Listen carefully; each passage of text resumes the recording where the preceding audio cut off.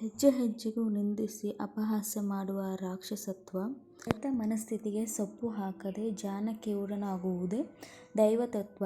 ಶುಭೋದಯ ಸ್ನೇಹಿತರೆ, Pooja's happy world YouTube ಚಾನಲ್ಗೆ ಮತ್ತೊಮ್ಮೆ ಸ್ವಾಗತವನ್ನು ಕೋರುತ್ತಾ ಇವತ್ತಿನ ಒಂದು ಮಿನಿ ಬ್ಲಾಗನ್ನು ನಿಮ್ಮ ಜೊತೆ ಶೇರ್ ಮಾಡ್ತಾ ಇದ್ದೇನೆ.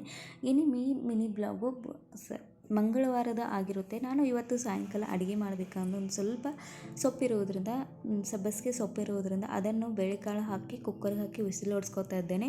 ಇವತ್ತು ನಾನು ತುಪ್ಪ ಕಾಸೋದ್ರಿಂದ ತುಪ್ಪದಲ್ಲಿ ಯಾವುದೇ ರೀತಿ ಒಂದು ಏನೋ ಒಂದು ಮಿಶ್ರಣ ಹಿಟ್ಟಾಗಲಿ ಅಥವಾ ತುಪ್ಪದ ಬೆಣ್ಣೆ ಕ್ವಾಂಟಿಟಿ ಜಾಸ್ತಿ ಆಗಲಿ ಅಂತೇಳಿ ತುಪ್ಪದಲ್ಲಿ ಮೈದಾ ಹಿಟ್ಟು ಮತ್ತು ರವೆಯನ್ನು ಮಿಕ್ಸ್ ಮಾಡ್ತಿದ್ದೆ. ಅದನ್ನು ಯಾವ ರೀತಿ ಕಂಡುಹಿಡೋದೊಂದು ಸಣ್ಣ ಮಾಹಿತಿನ ಇವತ್ತು ನಾನು ನಿಮ್ಮ ಜೊತೆ ಶೇರ್ ಮಾಡ್ತಾ ಇದ್ದೀನಿ. ನಾನು ಮೊದಲೆಲ್ಲ ತುಪ್ಪವನ್ನು ಕೊಂಡು ತೊಗ್ತಾ ಇದ್ದೆ, ಆದರೆ ಈಗ ನಾನು ಕೊಂಡು ತೊಗೋಲ್ಲ, ಮನೆಯಲ್ಲೇ ಮಾಡ್ಕೋತಾ ಇರ್ತೀನಿ.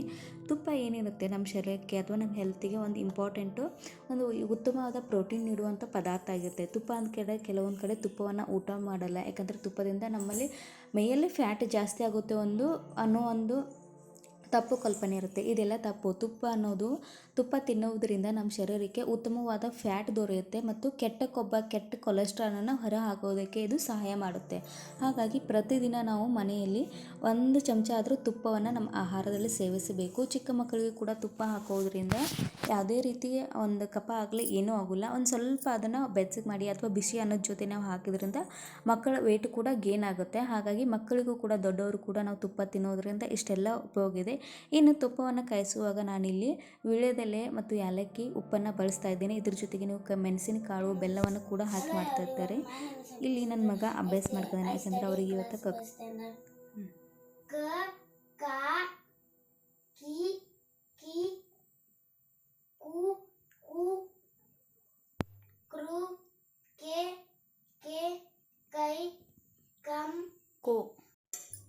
ನಿಮಗೆ ಮನೆಯಲ್ಲಿ ಸಿಗುವಂಥ ಒಂದು ಪದಾರ್ಥಗಳನ್ನ ಯೂಸ್ ಮಾಡಿ ಬೇಯಿಸ್ಬೇಕಾ ಯಾವ ರೀತಿ ಯೂಸ್ ಮಾಡಬೇಕು ಅನ್ನೋದು ತೋರಿಸ್ತಾ ಇದ್ದೀನಿ.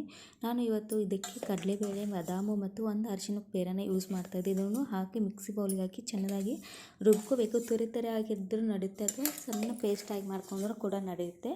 ನಾನು ಇದನ್ನು ಮೊದಲನೇದಾಗಿ ಮಾಡಿಟ್ಕೊಂಡು ಮೊದಲೆಲ್ಲ ನಮ್ಮ ಹಿರಿಯರು ಕೂಡ, ನಮ್ಮ ಅಜ್ಜಿ ಆಗಲಿ ಅಥವಾ ಯಾವುದು, ಅವರೆಲ್ಲ ಸಾಬೂನಾಗಲಿ ಈಗ ಸಿಗುವಂಥ ಕ್ರೀಮ್ಗಳೆಲ್ಲ ಯೂಸ್ ಮಾಡ್ತಿದ್ದಿಲ್ಲ.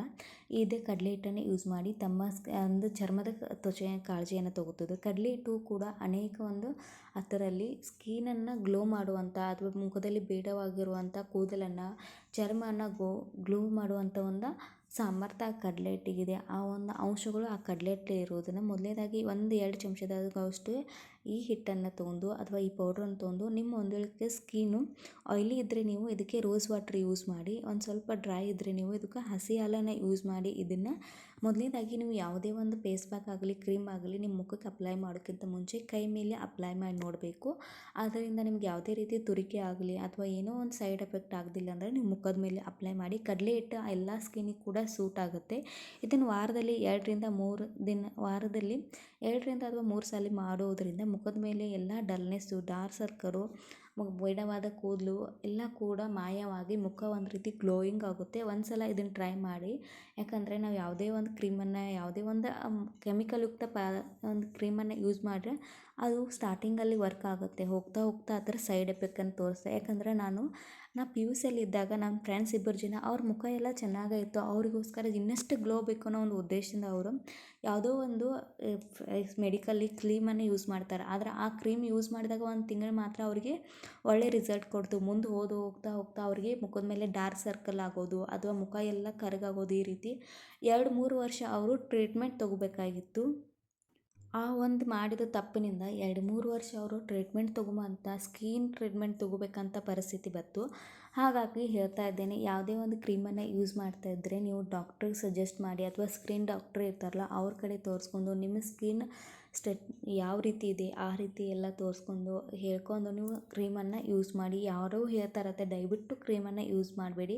ನೀವು ಒಂದು ಸನ್ಸ್ಕ್ರೀನನ್ನೇ ಯೂಸ್ ಮಾಡ್ತಾ ಬನ್ನಿ. ಪ್ರತಿದಿನ ಸನ್ಸ್ಕ್ರೀನನ್ನೇ ಯೂಸ್ ಮಾಡ್ತಾಯಿರಿ, ಒಂದು ಕ್ರೀಮನ್ನು ಯೂಸ್ ಮಾಡ್ತಾಯಿರಿ. ನಿಮಗೆ ಅದರ ಎಫೆಕ್ಟ್ ಆಗುತ್ತೆ. ಸ್ಕಿನ್ನಲ್ಲಿ ನಾವು ಗ್ಲೋ ಆಗಬೇಕಾದ್ರೆ ನಾವು ಅದೇ ರೀತಿ ಆಹಾರ, ಪ್ರೋಟೀನ್ಗಳನ್ನು ಕೂಡ ಸೇವನೆ ಮಾಡಬೇಕಾಗುತ್ತೆ, ವ್ಯಾಯಾಮ ಕೂಡ ಮಾಡಬೇಕಾಗುತ್ತೆ. ಎಲ್ಲಕ್ಕಿಂತ ಹೆಚ್ಚಾಗಿ ನಾವು ಆನಂದವಾಗಿ ಖುಷಿಯಾಗಿ ಇದ್ದರೆ ತನ್ನಿಂದ ತಾನೇ ಮುಖದ ಮೇಲೆ ಗ್ಲೋ ಬರುತ್ತೆ.